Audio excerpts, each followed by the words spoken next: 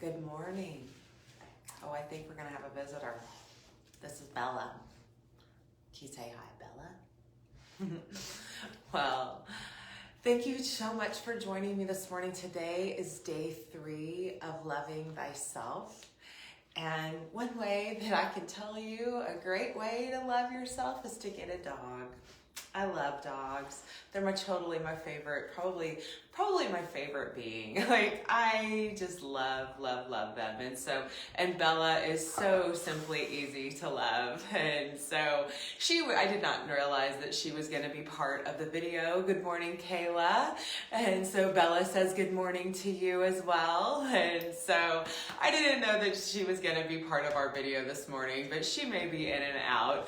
And today I'm just going to share with you a little bit of more about love, right? This is the love month. I'm so excited, and this is my birthday month. I totally, I love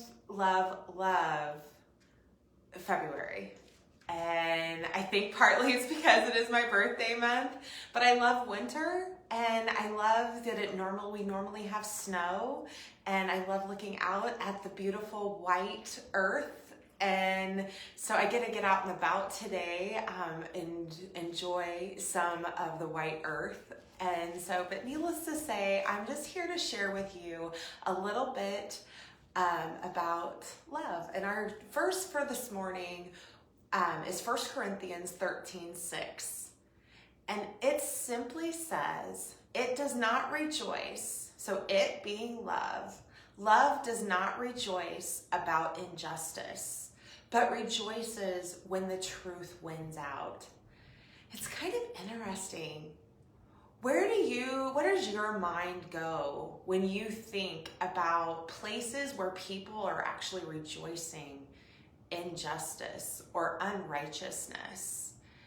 And it's really interesting sometimes where our minds go. And so I just want you to sit back and just think for a moment, where in your life or where in this world can you see that people are rejoicing in injustice? And then how can you see that there is where other people are really being loving towards the truth?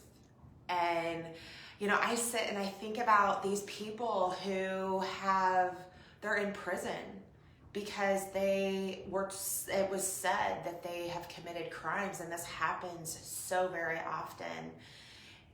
And people are rejoicing that these people, that what the world said they did, they are rejoicing. Man, look at how people were rejoicing for Jesus to be hung on that cross and to be killed. And the greatest thing is that we are to rejoice because he won after all, and he is the truth. And so whenever you see an injustice going on, I encourage you, if there is a crowd of people rejoicing in that, I encourage you to be the truth in that situation and to go in and win and be the love in that situation and recognize that. And so another verse that came to mind as I read this was 1 John 3:18. And it simply says, dear children. So I just want you to hear that this morning is, dear children, you are his child. And let's not merely say that we love each other. Let's show the truth by our actions. And man, that spoke to me so much, and I think it was because it says whenever the truth wins out, but the truth wins out through our actions. How often are we telling people, love ya, hey, and all of these things just flippantly, and we are using the word love so very flippantly.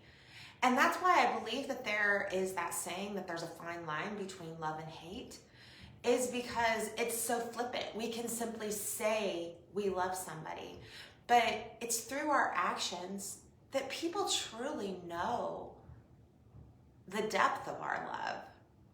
And so I just want you to just rest in those two verses today, 1 Corinthians 13:6 and 1 John 3:18, and just spend some time today and just meditate upon what that what God has for you in those verses, to just literally, like before I got on here this morning, I literally was just praying, and I pray this prayer so many times of, Lord, I am your servant, and give me discernment so I can know the statutes of your ways, because that is truly where love is knowing the statutes of his ways. And so one way that he has shown me to love myself is to get up off my behind and get off my block. And if you notice, we've been kind of walking you through a little sequence this week. And so the first day of Love Thyself, we started in mountain, right? And then the next day, we kind of opened up our hips by sitting in the chair, right? And we just spilled forward and opened ourselves up. Yesterday, we focused a little bit more on balance. And balance is so important. I have been in the women business for 30 years, and I've been in the foot business for 30 years. And the greatest thing is I've been able to actually retain almost all of my clientele over that time and watch people age over the last 30 years, including myself. But watching people from their 40s of now approaching their 70s, there's a huge difference between your 40s and your 70s of balance. And so I encourage you today to simply recognize your feet. Open up the fascia in your feet by simply spreading and lifting your toes, pressing the balls of your feet down on the ground, and then gripping the floor with your feet. And I just want you to recognize each foot. But just as we did yesterday, I'm going to encourage you to take and put all your pressure into your left foot and raise your right leg. Just simply having your knee in alignment with your hip, flexing your right foot, inhale, and continually as you're inhaling and exhaling, I want you to feel, you can see I'll get a little wobbly. Feel the left foot pressing into the ground. Now, maybe drop that hip a little bit. And if you need to hold on to a wall, it is perfectly fine. Balance comes through practice. We are practicing. We are in training.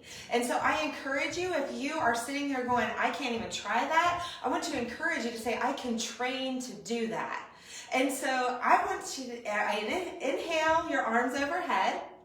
Take your left hand to the outer right thigh. Inhale, exhale.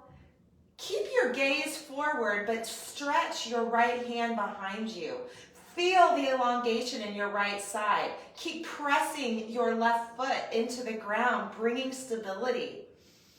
Inhale, and then exhale. Finalize the twist. You can see I get a little wobbly too. And if you have to take your foot down and do a little tap-a-do, you can. It's hard to do this, you guys, while talking but I just want you to see, there is no perfect in any of this. But this is encouraging balance.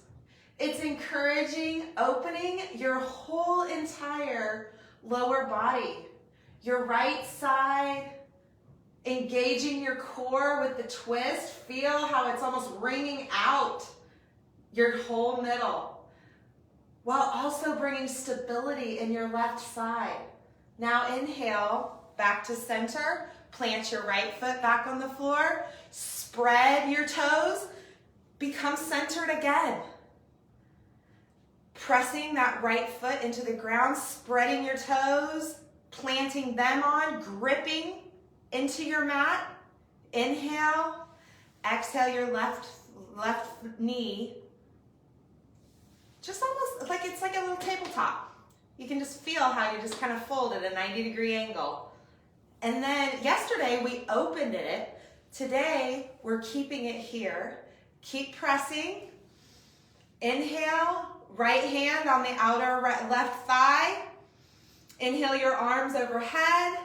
Exhale, left hand extends back. Just rest and feel what that feels like. Keep pressing your right leg down into the ground. Drop your left hip. Feel how that equanimity in your body of how you can actually bring balance. Imagine having something underneath your left foot holding you in stability. Inhale, and then as you exhale, take your gaze back to your left hand. Recognize all of the places in your body to focus. This is an amazingly loving practice for your body.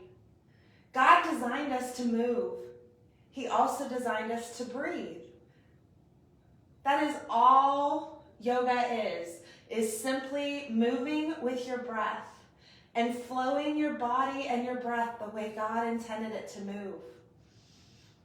Inhale back to center. Exhale your foot down to the ground. You feel a little bit looser? That's awesome. All right, you guys. Enjoy your day. Have a great Friday. I'm super excited for everyone who just can be blessed through these videos. And I pray that you maybe see a sequence throughout this entire week and maybe start putting a practice of your own together of just being able to become more balanced, more stable, and especially more loving. And so not only love yourself, love the Lord above, and that love will give you the ability to flow on to others. So have a great, great day. Thanks for joining me. Bye-bye.